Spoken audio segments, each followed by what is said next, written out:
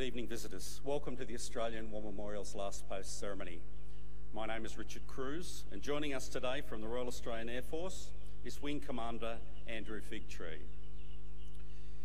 We're honoured to acknowledge Her Excellency Dada Sudha Devi K.R. Vasudevan, Designate High Commissioner, High Commission of Malaysia, and His Excellency Dada Shri Muhammad Johari bin Baharam, Deputy Minister of Defence, Malaysia, and the accompanying delegation.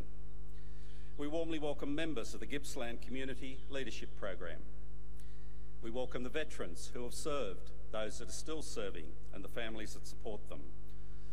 We acknowledge the members of RSL and Services Clubs Association, RSL Victoria and RSL Queensland, who are watching the broadcast of this ceremony across Australia. During this evening's ceremony, wreaths will be laid at the base of the Pool of Reflection by visitors and students on behalf of the following schools. From New South Wales, St Augustine's Parish Primary School, Narromine, and Greenpoint Christian College, Secondary Department. And from Queensland, Our Lady of the Southern Cross College, Dalby. Could I ask you to please stand and join in singing the National Anthem.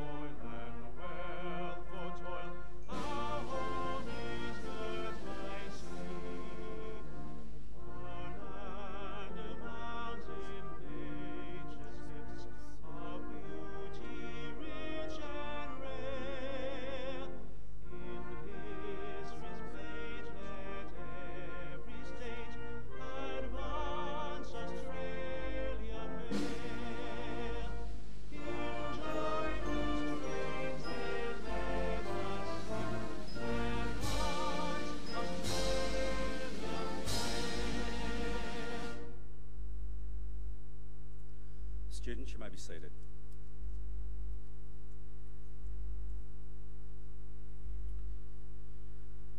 The Australian War Memorial was the vision of Charles Bean, Australia's First World War official historian. Bean landed with the Australian troops on Gallipoli and stayed with them at the front through to the end of the war.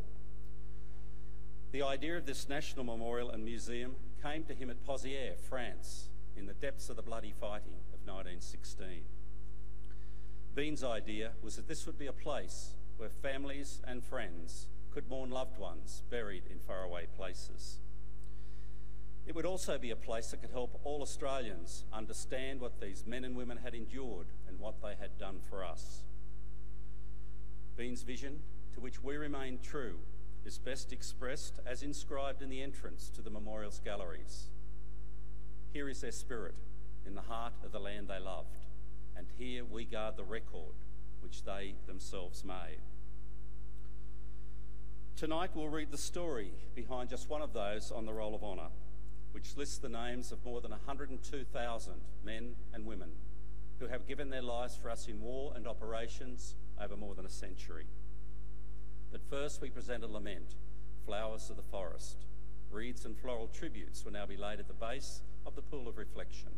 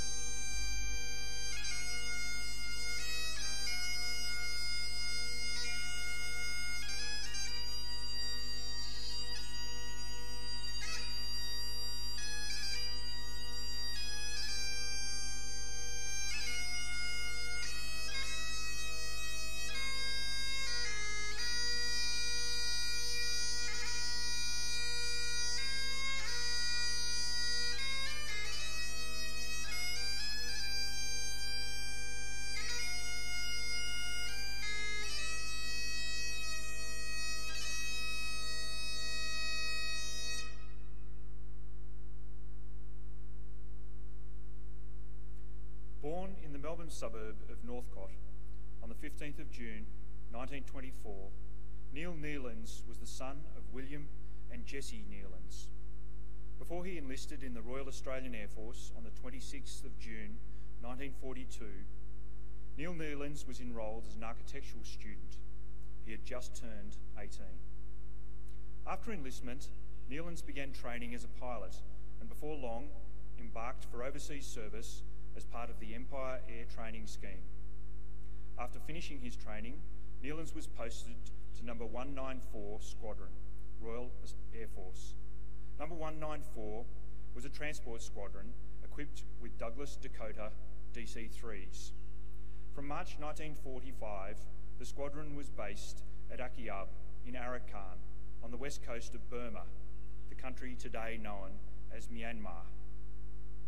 During the Burma campaign, the Dakotas of Number 194 flew supplies to the front lines, helped evacuate the wounded and dropped supplies to Chindits, a British Indian Army guerrilla force. On the 20th of June 1945, just 6 days after his 21st birthday, Neelands Dakota was returning from what had been a successful mission delivering supplies to Meghtila in central Burma. Southeast of Kayak Payu in western Burma, the aircraft encountered heavy rain or mist, which obscured a mountain peak and crashed, killing all 4 crew.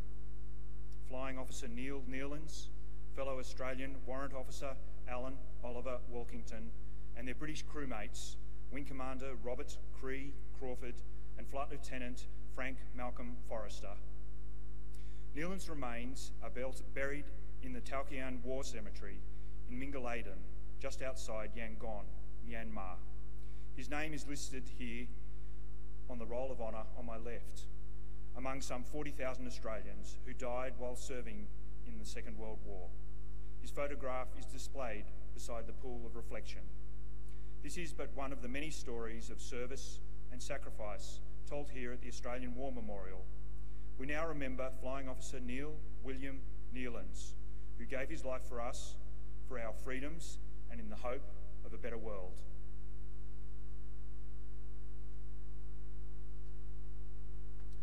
Please stand for the reading of the Ode and the sounding of the last post.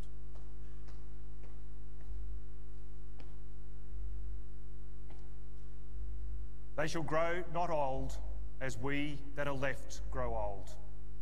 Age shall not weary them, nor the years condemn. At the going down of the sun and in the morning, we will remember them. We will remember them.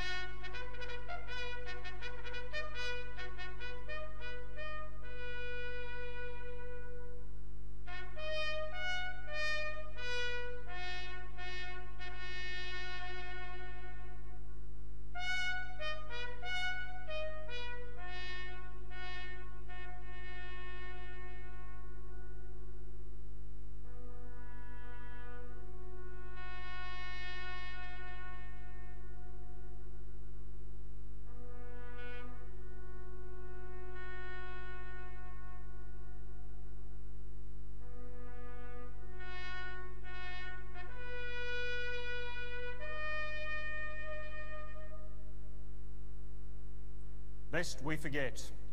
Lest we forget.